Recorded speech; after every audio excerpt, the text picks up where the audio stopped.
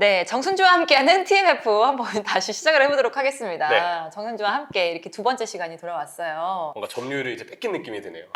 왜요? 네, 이제 순주마님의 TMF로. 네. 아, 그런가? 정순주의 TMF. 네. 거기까지는 제가 욕심을 내진 않습니다. 이명철 위원이 이제 주인공이고, 저는 항상 이렇게 곁다리로 이렇게 양념만 쳐주는 이런 스타일로 갈 텐데, 오늘 또 이명철 해설위원이 준비한 게 미넨이에요. 바이에른 미넨입니다. 네. 김민재의 미넨인데, 콤파니 감독이 또 부임을 한 다음에 리그 경기만 보면은 2경기를 했잖아요. 네. 결과는 이겼어요. 그런데 그렇죠. 그 안에 내용은 또 어떨지 좀 미넨의 팬들은 어떻게 생각할지도 궁금하고요. 아무래도 지난 시즌 토마스 투엘 감독의 축구는 사실 바이에른 뮌헨에서는 썩 좋지 않았죠. 팬분들이 느끼기에도 뭔가 수비에서의 문제점, 간격의 문제점, 결과적으로는 공수 양면에서 좀 불만을 느낄 수밖에 없었던 바이에른 뮌헨의 팬분들이었고, 그쵸. 특히 이제 분데스리가 12회 연속 우승 도전에 실패했습니다. 이것만으로도 굉장히 좀 충격적인 결과가 아닐 수 없거든요. 결국 투엘 감독이 떠나고 콤파니 감독이 왔는데, 콤파니 감독은 사실 좀 독특한 이력이 있잖아요. 그쵸. 엄연히 따졌을 때 프리미어리그 강등의 결과를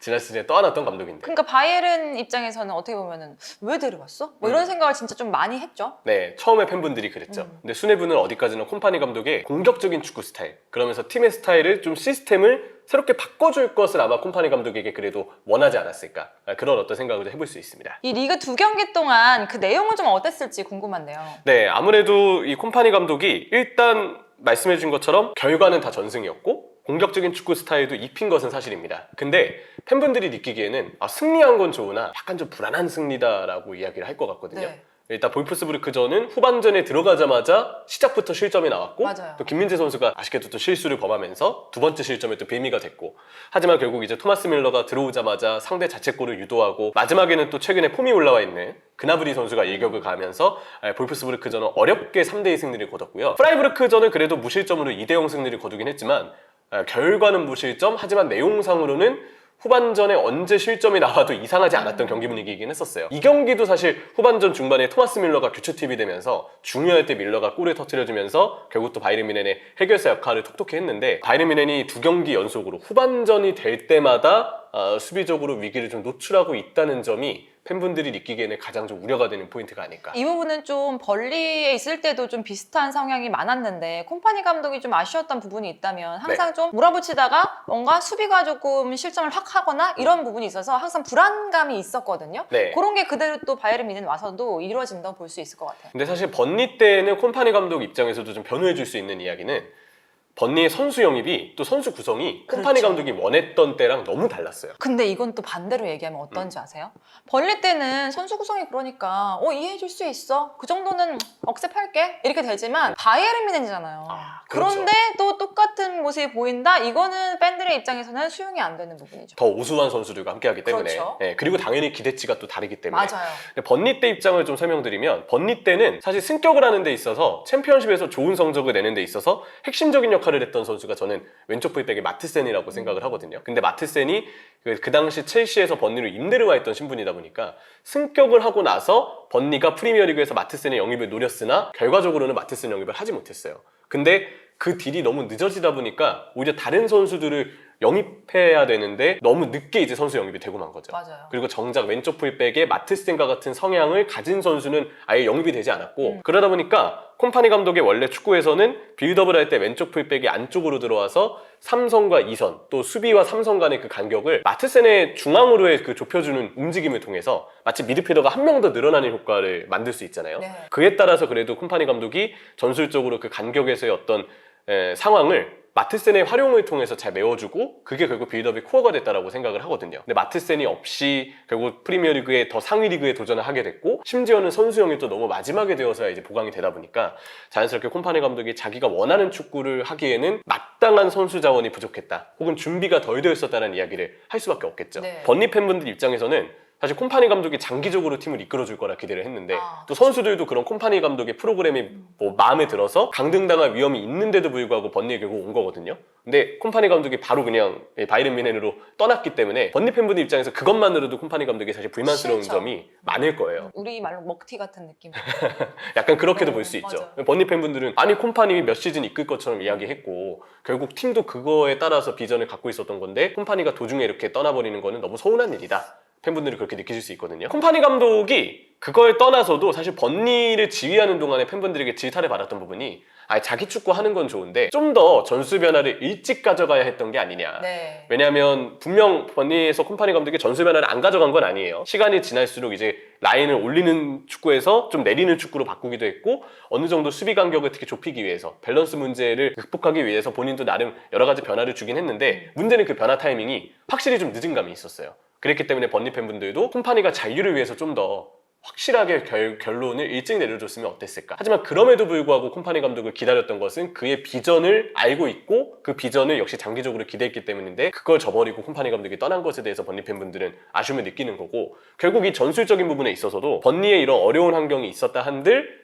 그걸 고려하고서라도 콤파니 감독이 어쨌든 팀의 자유를 위한 그 과정에 있어서는 본인의 유연성이 조금 부족했던 것도 사실이다. 그쵸. 근데 지금 바이에른 뮌헨에서도 후반전이 될 때마다 항상 문제가 드러나고 있고 특히 전반의 빌드업 구조를 상대가 이해하고 나서는 당연히 하프타임 동안에 전술 보완을 해서 상대팀들도 바이에른 뮌헨의 전반 전술을 이제 도전하려고 압박을 걸고 맞춤 대응을 준비해 오거든요. 근데 그 과정에서 속수무책으로 당하는 모습을 계속 보여주다 보니까 아직까지는 그 콤파니 감독의 경기 중 전술 유연성에 대해서도 일부 우려를 표하는 팬분들의 시선이 있다라고 정리할 수 있겠습니다. 저는 특히나 조금 이 부분이 아쉬운 게 어쨌든 한국 팬이잖아요. 네. 그러다 보니까 수비가 불안해지고 수비가 실수가 많아지고 실점이 많아지면은 결국에는 우리의 김민재 선수는 욕을 먹을 수밖에 없는 상황이 온단 말이에요. 그러니까 공격에서 불안하다, 뭐 공격이 잘 안 된다 이러면은 우리가 조금 더 그렇겠지만 바이에른 뮌헨이 지금 수비가 안 좋다 보니까 더 한국 팬들의 입장에서도 불안한데 라고 느끼는 부분이 더 있는 것 같아요. 지금까지 이제 그 김민재 선수를 중심으로 또 바이에른 뮌헨은 후방을 중심으로 뭔가 시즌 운영을 좀 바라봤을 때 지금까지는 바이에른 뮌헨이 후방을 참 여러 방면으로 좀 테스트해보고 있습니다. 네. 사실 프리시즌 때는 백스리 형태로 이 바이에른 뮌헨이 빌드업을 한다고 가정을 했을 때 변형 백스리를 그려서 뭐 3-2-5와 같은 빌드업이거든요. 왼쪽에 우파메카노, 오른쪽에 김민재. 근데 백4 기준으로는 오른쪽 센터백인데 공격을 할 때는 자연스럽게 변형 백스리의 가운데로 김민재 선수가 서는 상황이 많았어요. 오른쪽에 서는 선수는 원래는 스타니시치였습니다.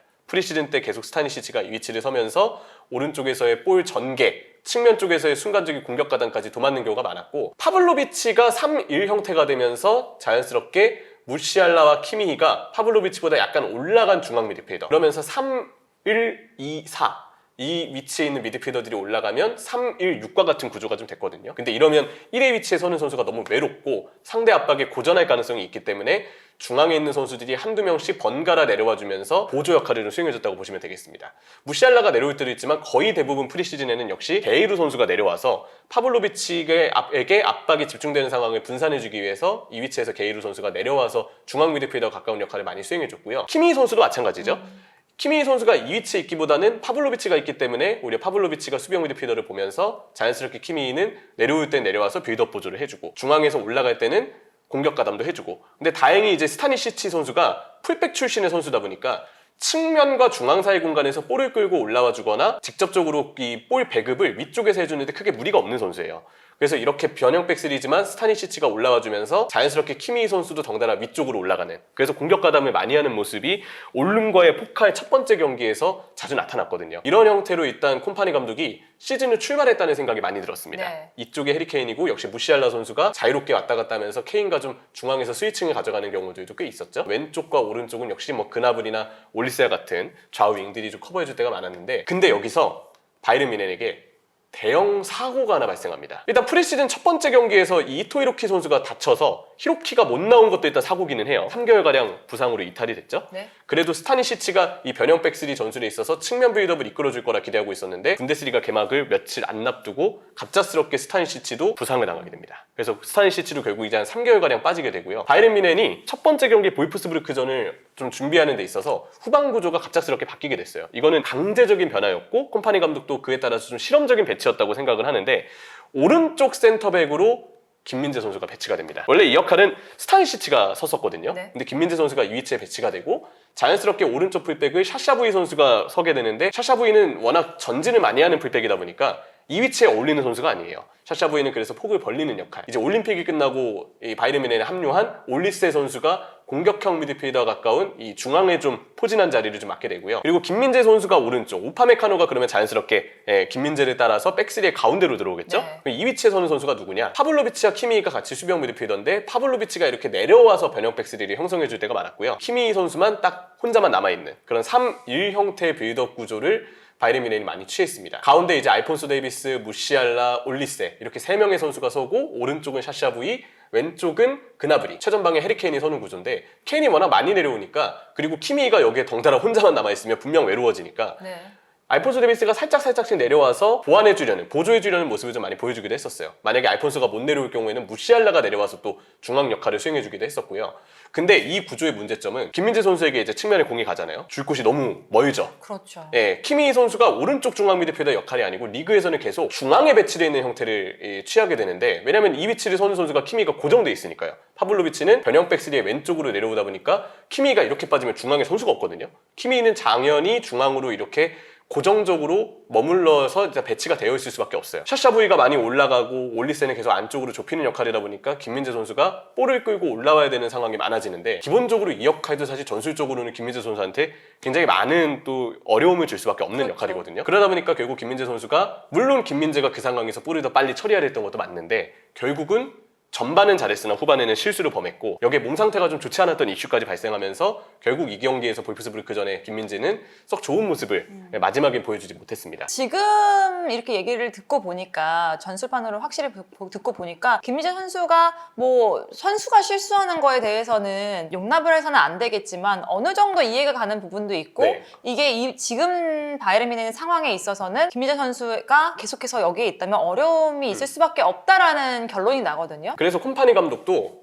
전술을 다음 경기인 프라이부르크전에서는 또 조정을 했어요. 바이에른 뮌헨의 후방 빌드업 구조는 계속해서 좀 실험 중이다라는 이야기를 드릴 수 있는데 첫 번째는 앞서 말씀드린 스타니시치의 부상이 컸다고 생각합니다. 그쵸. 일단 당연히 극초반에 이토이로키의 부상 그리고 스타니시치마저 개막 직전에 부상을 당하면서 후방 구조를 김민재 선수가 오른쪽에 서는 방식으로 바꿨는데 이 역할에도 김민재 선수를 믿고 쓰기에는 위험 요소가 컸던 거죠. 그렇기 때문에 이 뒤의 경기에서도 어쨌든 네. 김민재 선수를 계속해서 기용할 수 있는 뭔가 타당성이 있는 모습도 있었고요. 그래서 왼쪽으로 바꿔줬습니다. 우파메카노가 오른쪽 센터백, 김민재가 왼쪽 센터백 다시 왼쪽으로 오게 됐는데 김민재 선수가 이렇게 볼을 끌고 올라와서 측면 쪽에 볼 배급까지 도맡아주기에는 아직 분데스리가에서 김민재 선수가 이 점은 분명 제가 볼 때 보완이 필요한 점이거든요. 분데스리가가 압박이 진짜 거센 리그예요. 네. 보통 다른 팀들이 이 위치에서 압박을 하면 분데스리가는 거의 이 위치에서부터 압박을 합니다. 상대 팀들이 그만큼 빡세게 압박을 해오는데 아직 김민재 선수가 그 압박에 있어서 볼을 주는 템포가 다소 느리다고 느껴질 때가 좀 있어요. 그래서 김민재 선수가 이렇게 측면에서 본인이 아예 볼을 끌고 올라와서 빌드업에서 되게 많은 역할을 하는 것이 센터백에게는 누구에게나 당연히 리스크가 큰 역할이고 그렇죠. 그 역할이 지금 당장 김민재 선수의 컨디션에는 맞는 역할이 아닐 수 있다고 생각을 하거든요. 근데 콤파니 감독도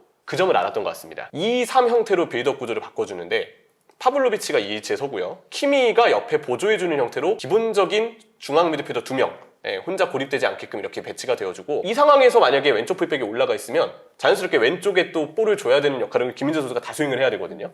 파블로비치는 일단 이 위치에 웬만하면 고정되어 있는 선수이기 때문에 근데 이 문제를 보완하고자 왼쪽 풀백의 하파엘게이루 선수가 같이 3선에 서서 2-3 형태의 빌드업 구조를 이렇게 취하는 경우가 많았습니다. 근데 주로 이제 바이에른 뮌헨이 지금 보면 빌드업 대용이 되게 왼쪽에 쏠려 있잖아요. 그쵸. 상대 압박을 왼쪽으로 끌어당겨서 자연스럽게 오른쪽에 있는 그나브리 선수한테 공간을 만들어주기 위함이었어요. 그래서 이때 게헤이루 선수나 아니면 김민재 선수도 경기 중에 좋은 롱패스로 그나브리 선수에게 전환 패스를 통과시켜줄 때도 있었는데 왼쪽에서 오른쪽으로 전환되는 상황을 콤파니 감독이 프라이부르크전에서는 원했고 실제로 그것이 강하게 통하면서 전반전은 바이에른 뮌헨이 아주 좋은 경기를 펼쳤습니다. 네. 어쨌든 이 구조를 보더라도 후방 빌드업에 있어서 지금 3-2를 쓰기도 하고 뭐 2-2를 바탕으로 파블로비치가 내려와서 변형 백스리 3-1이 될 때도 있었고 아니면 이번 그 프라이부르크전처럼 센터백 2명의 왼쪽 풀백이 보존을 나서는 2-3 형태가 될 때도 있고 굉장히 다양한 구조를 지금 실험하고 있다는 점을 알 수 있는데 플랜 A는 제 생각에는 괜찮은 것 같아요. 물론 지금 뭐 보완해 나가는 과정이긴 합니다만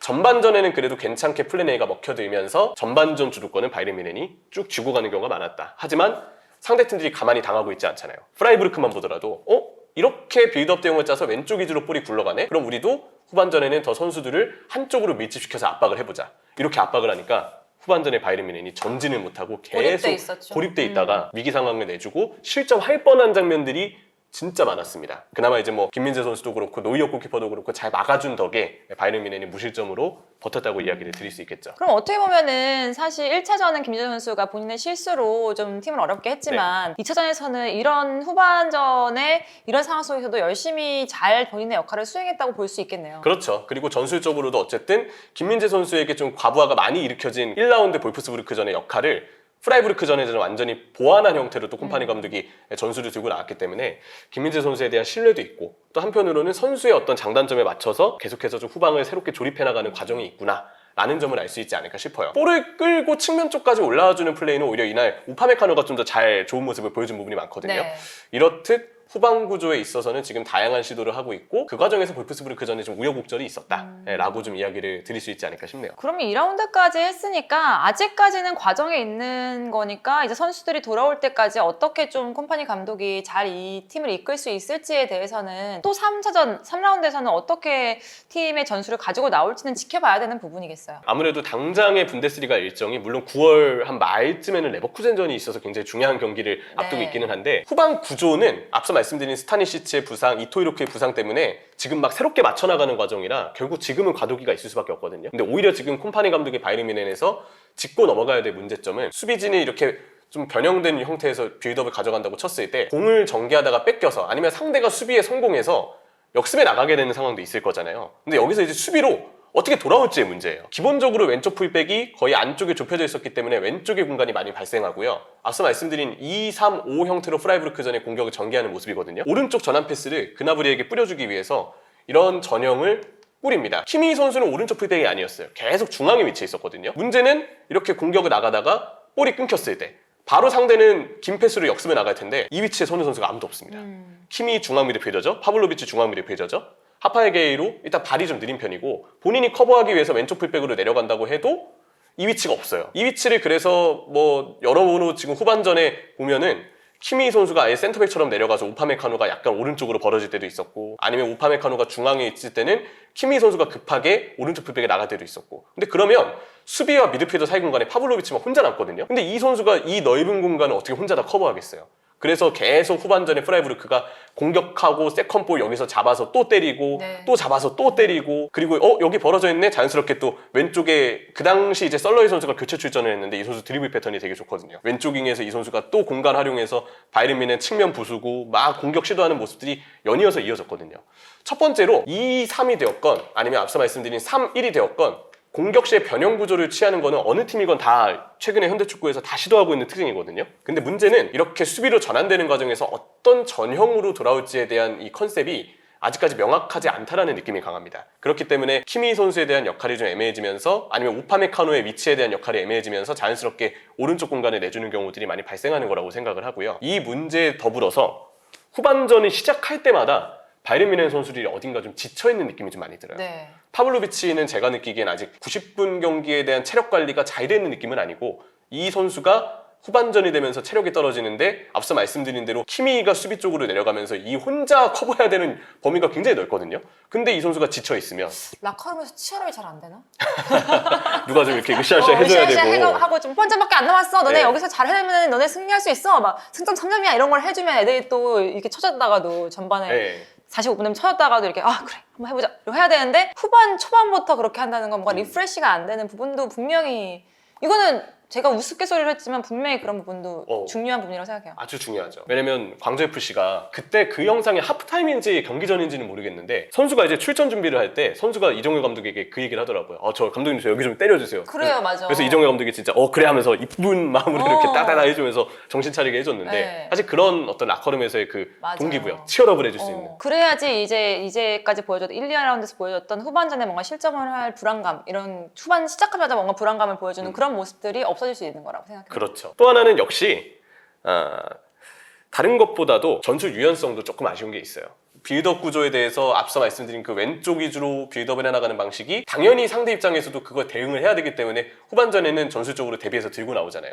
볼프스부르크전만 보더라도 이렇게 뭐 3-1-2-4로 전개하는 과정에서 오른쪽에 전진할 선수가 없으니까 자연스럽게 김민재가 많이 올라와서 이 공간을 커버해야 되는구나. 그 약점을 아니까 자연스럽게 또 선수를 배치시켜서 탑볼을 끊어내고 볼프스부르크가 역습에 성공했던 네. 거라고 생각을 하거든요. 경기 분위기에 따라서 아니면 하프타임 상황에 따라서 조금 뭔가 빌드업 대응이나 상대의 어떤 압박에 맞춰서 그 부분을 좀 보완해 나가는 그런 어떤 유연성도 콤파니 감독에게 필요하지 않을까. 맞아요. 네, 그런 생각을 좀 그 합니다. 후반전에 그 상대팀이 좀 보완을 해서 공략을 해서 나오더라도 후반은 중간중간에도 조금 변화가 필요하고 그런 부분이 유연하게 조금 이루어져야 되는데 그런 부분이 아직까지는 안 보이지만 어쨌든 콤파니 감독의 바이에른 뮌헨은 어느 정도는 과도기적에 있고 굉장히 많은 시도를 하고 있는 와중이다라고 좀 생각을 해도 될 것 같아요. 그렇죠. 그렇다면 이제 콤파니 감독이 좀 김민재 선수를 좀 신뢰하는 부분도 있는 것 같고 김민재 선수의 입장에서도 콤파니 감독에 대해서 굉장히 의지하는 부분도 좀 있는 것 같아요. 기사로도 굉장히 멘탈 관리 부분에서도 기대를 한다라는 부분도 나왔었고 그런 궁합은 어떤 것 같으세요? 아무래도 감독이 일단 선수를 최우선적으로 신뢰하고 있다는 점은 틀림없이 다행인 요소죠. 네. 센터백 출신이기 때문에 부상 이력만 아니라면 굉장히 위대한 센터백이라고 저는 생각을 하거든요. 정말 많은 활약을 보여줬고 경험도 풍부하고 네. 리더십도 충분한 또 선수고요. 근데 저는 좀 그런 게 아쉬웠어요. 그런 선수인데 뭔가 계속 조금 처져 있고 뭔가 좀 심적으로 뭔가 어느 순간부터 김민재 선수가 본인을 꽃을 이렇게 피울 수 있는 사람인데 이 정도만 피고 있고 뭔가 계속 뭔가 이슈가 생기고 이러면서 본인도 좀 움츠러들고 있는 그런 생각도 들었거든요. 근데 좀 이런 신뢰를 받으면서 김민재 선수가 좀 얼마나 좀 다시 자기의 꽃을 확 피울지가 좀 기대가 되는 부분이랄까요? 위대한 센터백인 출신인 콤파니 감독이 분명 센터백으로서 또 김민재 선수를 도와줄 수 있는 부분이 많을 거라고 생각을 네. 하고 이번 프라이부르크전에 뭐 새롭게 이제 선수에게 맞춰서 좀 더 뭔가 부담을 덜어줄 수 있게끔 후방 빌드업의 구조를 바꾸고 위치를 바꿔주는 것만 보더라도 확실히 김민재 선수의 어떻게 쓸지 어떤 상황인지에 대해서 계속 콤파니 감독이 신경을 쓰고 있다라고 느껴져서 괜찮은 부분이 있지 않나. 그리고 지금은 바이에른 뮌헨이 다른 거에 떠나서 지금 가장 스쿼드에서 우려되는 부분은 수비진의 뎁스입니다. 그렇죠.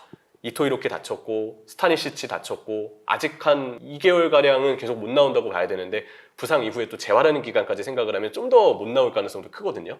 근데 여기에 더해서 지금 수비가 더리우트와 마즈라이가 나갔는데도 불구하고 바이에른 뮌헨이 잘 보강된 분위기가 아니에요. 에릭 다이어가 있긴 하지만 지금 콤파니 감독이 우선적으로 쓰고 있지는 않은 선수고 지금 뭐 게헤이루나 알폰소 데이비스, 샤샤부이 이런 선수들이 이제 풀백으로 기용이 되고 있는데 센터백도 풀백도 지금 보면 숫자가 너무 적거든요. 추가 보강을 하지 않은 것에 대해서 오히려 바이에른 뮌헨 팬분들은 구단에게 느끼는 아쉬움이 좀 큰 상황이죠. 지금 뎁스가 이렇게 안 좋은데 여기서 혹시 한 명이라도 더 부상을 당했다가는 진짜 비상등이 켜질 수밖에 없거든요. 그런 부분이 과연 바이에른 뮌헨에게 변수로 좀 작용하지 않을까. 웬만하면 지금의 수비진들이 어떻게든 끝까지 건강하게 버텨줘야 되고 돌발적인 사고가 좀 있지 않기를 바이에른 뮌헨 팬분들은 특히 바라시지 않을까 생각을 합니다. 그러기 위해서는 아까 말했던 전술 부분의 좀 유연성이나 이런 부분이 더 왜냐면 선수를 보호하기 위해서는 무리를 하지 않아야 되는 부분이 그쵸. 있으니까 예. 그렇게 좀 연계 플레이가 좀 잘 될 수 있는 밸런스를 잘 맞출 수 있는 그런 발전된 모습을 좀 보여줘야 된다는 생각이 듭니다. 어쨌든 바이에른 뮌헨에 대해서 얘기를 해봤는데 콤파니 감독의 이 지금 바이에른 뮌헨 2경기밖에 안 했지만 우려되는 부분도 있었고 기대되는 부분도 있었어요. 네. 그렇다면은 올 시즌에 이 2경기 봤을 때 기대감이나 이런 점수는 몇 점이라고 생각해요? 그래도 자기가 하고자 하는 축구를 좀 보여줬다는 점에서 아직 수비적인 유연성은 좀 아쉽지만 지금 8월의 모습은 그래도 괜찮은 부분이 좀 더 많다는 이야기를 좀 드려야 되지 않을까 생각을 하고요. 또 하나의 또 다행스러운 점은 분데스리가가 제 생각에 올 시즌도 꽤 무한 경쟁 체제로 갈 것 같아요. 네. 왜냐면 레버쿠젠이 사실 지금 콤파니 감독의 뮌헨도 혹시 만약에 첫 시즌이라서 우여곡절을 좀 겪는다고 한다면 지난 시즌 성적대로라면 그럼 레버쿠젠이 거의 독주를 해야 되거든요. 그렇죠. 근데 레버쿠젠도 두 번째 경기만에 라이프치히에게 무패가 깨졌어요. 되게 좀 치열한 선두 경쟁이 이번 시즌은 좀 있지 않을까 생각을 하는데 오히려 이런 분위기가 새 감독 아래에서 새 출발을 하는 그리고 아직은 우여곡절을 겪을 것이 좀 예상되는 바이에른 뮌헨 입장에서는 한결 더 나올 수 있다 라는 생각이 좀 들거든요. 해리 케인이 확실히 유로를 좀 다녀온 뒤로 아직 피로도가 좀 있어 보이는 느낌이고 그렇기 때문에 케인의 폼도 아직까지는 100%라고 생각이 되지 않기는 한데 뭐 올리세나 케인과 같은 선수들이 더 합도 맞추고 케인의 감각도 더 올라오고 동시에 지금 부상자 발생으로 인해서 좀 우여곡절을 겪고 있는 후방 구조가 좀 더 안정화를 띠게 된다면 바이에른 뮌헨은 충분히 더 좋은 성적을 내지 않을까. 지금으로서는 그래서 콤파니 감독은 이런 우려점은 있으나 일단 8월에 보여준 모습 자체는 괜찮은 부분이 있다. 괜찮은 점수를 줄 수 있다라고 평가하고 있습니다. 어쨌든 시즌 초반이니까 조금 길게 보고 번리에서 못했던 뚝심도 좀 보여줄 수 있는 시간이 좀 있잖아요. 그러니까 그런 부분까지 좀 지켜보면서 바이에른 뮌헨을 기대해보면 좋을 것 같습니다. 그럼 인사드릴게요. 안녕히 계세요.